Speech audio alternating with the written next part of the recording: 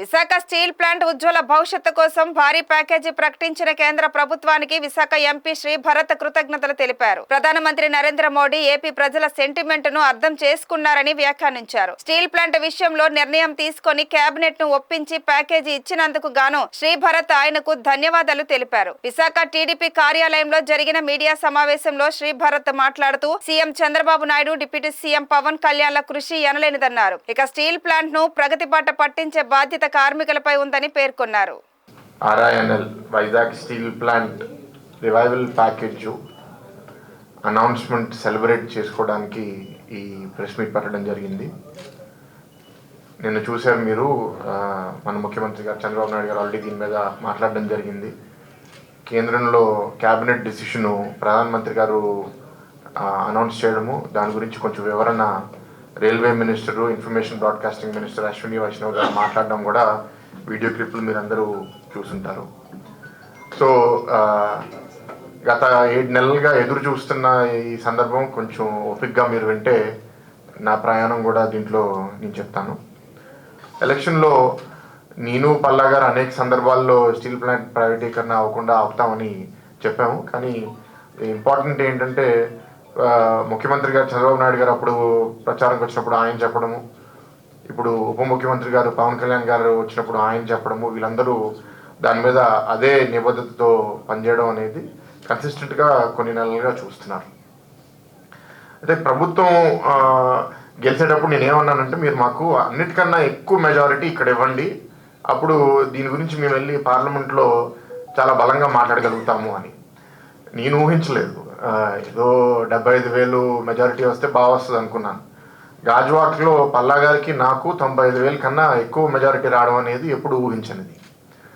Overall పార్లమెంట్కి వచ్చేసరికి నేను నా మనసులో 2.5 లక్షలు 3 లక్షలతో గెలిస్తే బాగుంటుందని అనుకున్నాను, కానీ 5 లక్షలు అనేది ఎప్పుడు ఊహించలేదు. సో జనాలు పలికారు. ఏమని పలికారు? నమ్మకం కలిగింది వాళ్ళకి, వీళ్ళైతే చేయగలుగుతారు. ఎందుకు ఆ నమ్మకం కలిగింది? 1999లో 2004 మధ్యలో ఇదే స్టీల్ ప్లాంట్కి అప్పుడు ఇబ్బందులు ఉంటే, అప్పుడు కూడా ఎన్డీఏ ప్రభుత్వమే కేంద్రంలో, అప్పుడు కూడా ఇక్కడ టీడీపీ ప్రభుత్వం, అప్పుడు కూడా ముఖ్యమంత్రి చంద్రబాబు నాయుడు గారు, అప్పుడు ఇక్కడ ఎంపీ మా తాత ఎంవీఎస్ మూర్తి గారు, శ్రీకాకుళం ఎంపీ ఏమో ఎర్రన్ నాయుడు గారు, వాళ్ళు కూడా అప్పుడు పోరాటము, స్టీల్ ప్లాంట్కి తాలూకు వాళ్ళందరినీ అక్కడికి వెళ్ళి ప్రధానమంత్రికి అర్థమయ్యేటట్టు వివరించడం, అప్పుడు వాళ్ళ ఎక్విటీ కూడా ఇంచుమించు 1,500 కోట్లు ఇవ్వడం. స్టీల్ ప్లాంట్ రివైవ్ అయిన తర్వాత ఆల్మోస్ట్ 10 ఏళ్ళు లాభాల్లో నడిచింది స్టీల్ ప్లాంట్. సో ఆల్రెడీ వీళ్ళకి ట్రాక్ రికార్డ్ ఉంది, వీళ్ళు చేయగలుగుతారు అనే ఒక నమ్మకం ప్రజల్లో కలిగిందని నేను అనుకుంటున్నాను. దీని అందరి ద్వారా నాకు అర్థమైంది ఏంటి అంటే, అసలు ఈ సబ్జెక్ట్ గురించి స్పష్టంగా బలంగా మాట్లాడిన ఒక్క మనిషి లేరు గత 5 సంవత్సరాలు. అసలు వాళ్ళు అనౌన్స్ చేసిన తర్వాత అసలు దాని గురించి అసలు టాపికే రాకపోవడం వల్ల బహుశా అసలు ప్రజల్లో అసలు ఇష్యూయే సీరియస్ కాదేమో. అందుకే కేంద్రం కూడా దీని మీద పెద్ద స్పందించకపోవడం గతంలో మనం చూసాం. కానీ గవర్నమెంట్ మారిన 7 నెలల్లో ఈ అనౌన్స్మెంట్ వచ్చింది అంటే ప్రజలందరూ ఒకసారి గమనించాలి, ఎందుకు వచ్చింది, ముందు ఎందుకు రాలేదు. సో నేను స్టీల్ ప్లాంట్ దగ్గరికి వెళ్ళినప్పుడు, నేను ప్రమాణ స్వీకారం చేసిన తర్వాత నిన్ను స్టీల్ మినిస్టర్ని కలవడం గురించి కూడా మాట్లాడడం జరిగింది.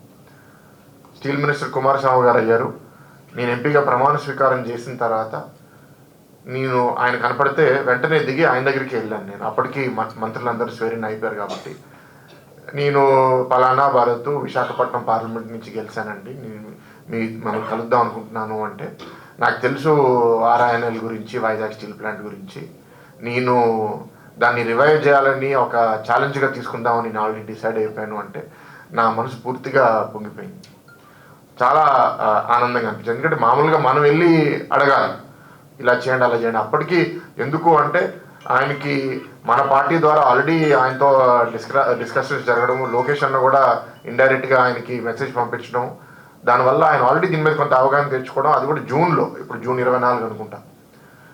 సో ఓహో, మనం మంచి వాతావరణంలో ఉన్నాము, సేఫ్ హ్యాండ్స్లో ఉన్నామని ఒక నమ్మకం నాకు కలిగింది.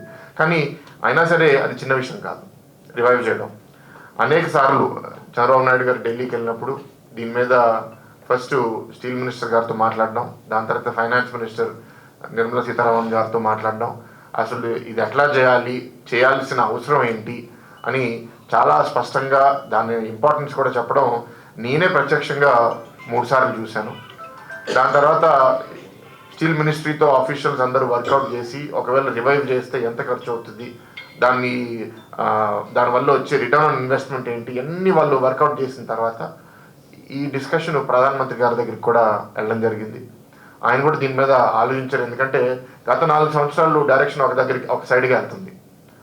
దీని డైరెక్షన్ మార్చాలి అంటే ఒక బలమైన కారణం ఉండాలి.